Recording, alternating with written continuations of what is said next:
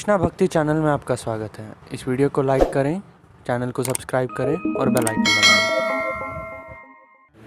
पुरुषोत्तम मास महत्तम कथा 24वां अध्याय। उग्रदेव को मणिग्रीव सब कुछ बताकर बोला, हे ब्राह्मण, इस समय मुझ पाप युक्त पर आप अनुग्रह करें। मेरे किसी पूर्व जन्म के पुण्य से ही आप इस वन में पधारे हैं। आप उपदेश रूप पदार्थ से हमको कृतार्थ करिए, जिससे मेरा यह तीर्थ दारिद्र्य क्षण भर में नष्ट हो जाए और अतुल वैभव को प्राप्त होकर मैं स्वेच्छा से विचरूं। उग्रदेव जी बोले, हे महाभाग, तुम कृतार्थ हुए। जो तुमने मेरा अतिथि सत्कार किया है, इसी से तुम्हारा कल्याण होगा। बिना व्रत, बिना तीर्थ, बिना दान, बिना परिश्रम तेरा दारिद्र्य नष्ट हो जाएगा। ऐसे ही मैंने निश्चय किया है। इस मास के आगे तीसरा मास पुरुषोत्तम मास है, इसलिए तुम दोनों स्त्री पुरुष यतन के साथ श्री पुरुषोत्तम मास में भगवान की प्रसन्नता के लिए दीपदान करना, जिससे तुम्हारा यह दारिद्र्य मूलमहित नष्ट हो जाएगा। तिलों के तेल से दीपदान करना, ऐश्वर्य होने पर घी से करना। इस समय इस वन में बसते हुए तेरे लिए दूसरा कोई उपाय नहीं है।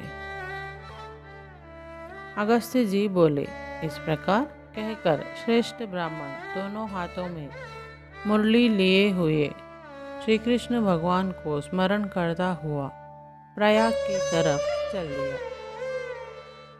2 महीने व्यतीत होने पर जब श्री पुरुषोत्तम मास आया, तब गुरु भक्ति में तत्पर दोनों स्त्री पुरुष उस मार्ग में दीपक दान करने लगे।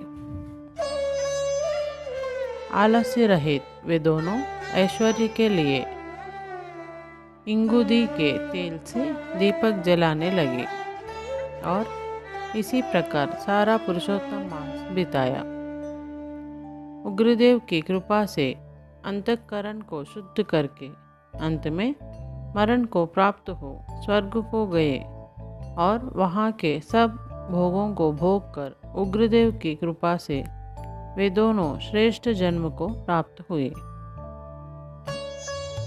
पूर्व जन्म में जो मृगसिंहा में तुम तत्पर थे, उस जन्म में वीरबाहु के पुत्र चित्रबाहु के नाम से विख्यात हुए।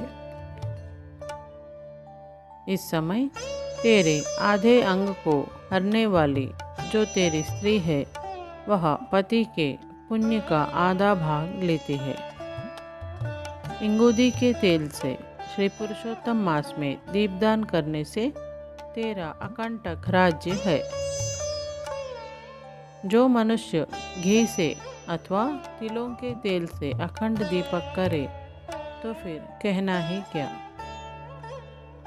पुरुषोत्तम मास के दीपक का ऐसा ही फल है, इसमें संशय नहीं है।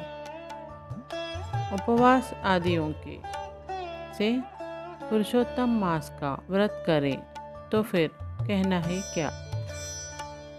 वाल्मीकि जी बोले, इस प्रकार अगस्त्य जी राजा चित्रबाहु के पूर्व जन्म की कथा कहकर सत्कार को प्राप्त होकर नाथ रहित आशीर्वाद देकर वहां से चले गए। अथ श्री 24वां अध्याय समाप्तम। जय बोलो कृष्ण कन्हैया लाल की जय।